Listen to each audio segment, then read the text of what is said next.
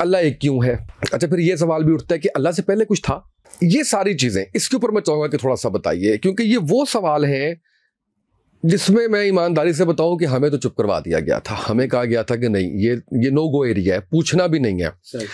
मुझे अच्छा लगता है कि इनके जवाब मौजूद है, और मुझे अच्छा लगता है कि आज के जो बच्चे हैं वो बहुत आगे हैं, और वो सवाल बड़ा बार बार उठा के लाते हैं, और वो उनको टैकल करना, मज़हब से जोड़े रखना बहुत मुश्किल काम है। और माशाल्लाह यूथ क्लब और आप बड़े अच्छे तरीके से वो कर रहे हैं। इन सवालों के कुछ जो है वो जवाब जो हम अपने बच्चों को भी दे सकें। जज़ाकल्लाह सर। बहुत से पहलू हैं इसका आंसर देने के लिए, लेकिन एक बड़ा इंपॉर्टेंट पहलू जो फ़िलोसॉफ़िकल पहलू है, जो मैं समझता हूँ कि यंगस्टर्स की बड़ी मदद करेगा अल्लाह रब्बुल आलमीन की ज़ात को समझने में, और वो सूरह इखलास है। सूरह इखलास इतनी जामे तारीफ़ है अल्लाह सुब्हानहू व तआला की, और ये एक्चुअली एक टेस्ट है। जब भी कोई क्लेम करे कि जी ये खुदा है, ये चीज़ खुदा है, तो उस पर सूरह इखलास लगाई जाए उस एंटिटी पे, और फिर देखा जाए कि सूरह इखलास पे वो चीज़ पूरी उतर रही है, तो फिर ही वो खुदा हो सकता है। ये अल्लाह ने एक टेस्ट दे दिया, और इसमें सारे फ़िलोसॉफ़िकल वो वाले आर्गूमेंट्स हैं जो थ्रू आउट फ़लसफ़ा निगार खुदा के वजूद पर देते आए।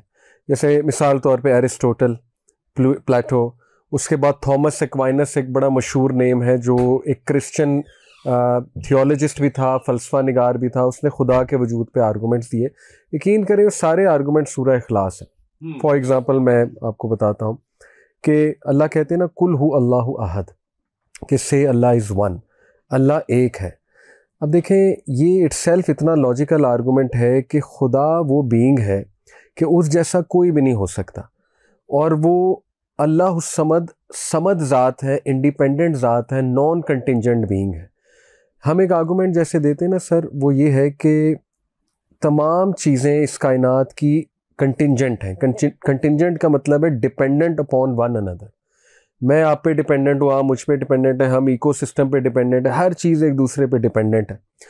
लेकिन कोई एक ज़ात ऐसी होनी चाहिए, वो एक ही होनी चाहिए जो नॉन कंटिंजेंट है, जो किसी पर डिपेंडेंट नहीं है, तब ही वो सिलसिला शुरू कर सकती है वो ज़ात। यानी जैसे कहते हैं ना, who did the big bang, big bang किसने किया? ठीक है, सब कुछ बिग बैंग से बना, लेकिन बिग बैंग कहाँ से आया? इसी तरह मिसाल के तौर में आपको कहूँ कि कमरे की लाइटें जली, लेकिन किसने जलाई? कोई तो है जो निज़ाम हस्ती चला रहा है। तो ये जो नॉन कंटिंजेंट बीइंग का आर्गूमेंट है, ये थ्रू आउट हिस्ट्री फ़लसफ़ा निगार जो गुजरे उनका आर्गूमेंट है कि एक ज़ात ऐसी होनी चाहिए जो किसी पे डिपेंडेंट नहीं है, जो लिटरली हमारी ज़बान में हम कहेंगे अस्समद है, यानी ऐसी ज़ात जो इंडिपेंडेंट ऑफ एवरी नीड है। और अल्लाह ने अपनी डेफिनेशन बता दी कि तुम्हें मेरी ज़रूरत है, मुझे किसी की ज़रूरत नहीं है। ला तअख़ुज़ू सिनतुन वला नौम, नींद तो दूर की बात, अल्लाह को ऊँग भी नहीं आती है। ठीक है, इसी तरह आप देखें, लम यलिद वलम युलद, उसकी कोई बिगिनिंग नहीं है, ना उसका कोई एंड है, ना उसकी कोई बिगिनिंग है। अल्लाह पे टाइम अप्लाई ही नहीं होता है। ठीक है, ये इसको हम इस तरह भी समझ सकते हैं कि देखें, हम एक चीज़ समझाते हैं, इनफाइनाइट रिग्रेस का आर्गूमेंट है फ़िलॉसफी का। इनफाइनाइट रिग्रेस क्या है? वो ये है सर कि अगर सिलसिला कहीं ख़त्म ना हो और कहीं से शुरू ना हो, तो कोई चीज़ लॉजिकली वजूद में नहीं आ सकती। मैं आपको मिसाल देता हूँ। मिसाल तौर पे मैं एक सोल्जर हूँ, मुझे मेरा कैप्टन कहता है कि गोली चलाओ। ठीक है, अब मैं उसे कहता हूँ यार ठहर, जो मुझे अपने सुपीरियर से इजाज़त लेने दो। मैं अपने सुपीरियर के पास जाता हूँ, वो कहता है रुक जाओ, मैं अपने सुपीरियर से इजाज़त लेता हूँ। एक इजाज़त का सिलसिला है। वो कहता है अच्छा रुक जाओ, मैं ब्रिगेडियर से इजाज़त लेता हूँ। सपोज ब्रिगेडियर कहता है रुक जाओ, मैं जनरल से इजाज़त लेता हूँ। वो कहता है रुक जाओ, मैं मेजर जनरल से लेता हूँ। वो कहता है रुक जाओ, मैं 3 स्टार 5 स्टार इनफाइनाइट स्टार तक बात जाएगी। इसका मतलब आपका बड़ा है कौन? यानी गोली तो चली ही नहीं कभी, स्नाइपर तो शूट ही नहीं हुई, क्योंकि आप इजाज़तें लेने में लगे हो, आपका सिलसिला कहीं रुक नहीं रहा है, इन्फिनिटी तक जा रहा है। यही आर्गूमेंट असल में प्लेटो का था। उसने कहा कि कायनात शुरू हुई, ये इटसेल्फ एक दलील है कि बनाने वाला कोई है, क्योंकि बनाने वाला ना होता तो कायनात शुरू नहीं हो सकती। और ये सवाल कि अल्लाह को किसने बनाया, इसमें इन्फिनिटी रिग्रेस है, इनफाइनाइट रिग्रेस है। कैसे? देखिए, जिसने अल्लाह को बनाया फिर वो अल्लाह है, फिर उस अल्लाह को जिसने बनाया वो अल्लाह। तो ये सिलसिला रुकेगा कहाँ? कहीं तो रोकना पड़ेगा ना। जैसे प्राइम मिनिस्टर पे सिलसिला रुकता है, सीईओ पे सिलसिला रुकता है कि भाई ये सीईओ है, बात खत्म हो गई, इसके ऊपर कोई नहीं है। तो यही तो अल्लाह कह रहा है, लम यलिद वलम युलद, मैं हूं, मैं सीईओ हूं कायनात का, मेरे ऊपर कोई भी नहीं है, मुझे किसी ने नहीं बनाया है, मैं शुरू से हूं और मैं एंड तक हूं।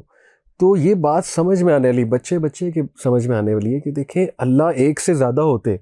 अल्लाह कुरान में कहता है, कितना ऐसा आर्गुमेंट है बच्चे बच्चे को समझ आने वाला है। अल्लाह कहते हैं कि अगर अल्लाह के अलावा कोई अल्लाह होता तो आपस में झगड़ा होता।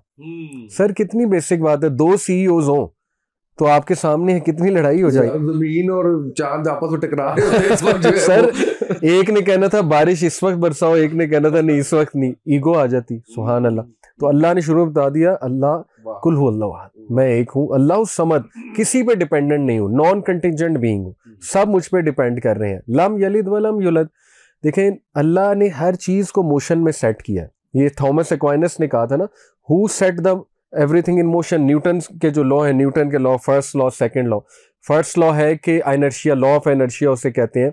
हर चीज या रेस्ट पे रहेगी या मूव करती जाएगी अनलेस एक रिजल्टेंट फोर्स उस पर एक्ट करेगी। तो उसका ये आर्गुमेंट था, रिजल्टेंट फोर्स कहाँ से आई, कायनात को मूव कराने की। आप देखें हर चीज मोशन में है। सर ये जो सन एक्लिप्स होता है, मून एक्लिप्स होता है, ग्रहण, चांद ग्रहण, सूरज ग्रहण, कितना परफेक्ट डिस्टेंस है सन का, मून का, अर्थ का आपस में कि सन पूरा छुप जाता है। हालांकि मून कितना छोटा है सन से, लेकिन वो इस तरह की सेटिंग हुई है। अब ये जो परफेक्शन नजर आ रही है, फाइन ट्यूनिंग नजर आ रही है, आज के फिजिसिस्ट, एस्ट्रोनॉमिस्ट जो है वो ये कह रहे हैं कि यार ये इतनी फाइन ट्यूनिंग हादसे से नहीं आ सकती है। अर्थ को कैसे पता लगा मैंने इतने डिस्टेंस पे जाके खड़ा होना है, मून से सन को कैसे पता लगा। पीछे एक आर्टिस्ट है और ये उसका आर्गुमेंट था एरिस्टोटल का, डिजाइन आर्गुमेंट, कि there has to be a designer behind every design. तो ये सारी चीजें यूज करके अब ये आंसर देखें कि हु इज अल्लाह। तो सूरह इखलास ये आप समझाएं बच्चों को कि अल्लाह है कौन।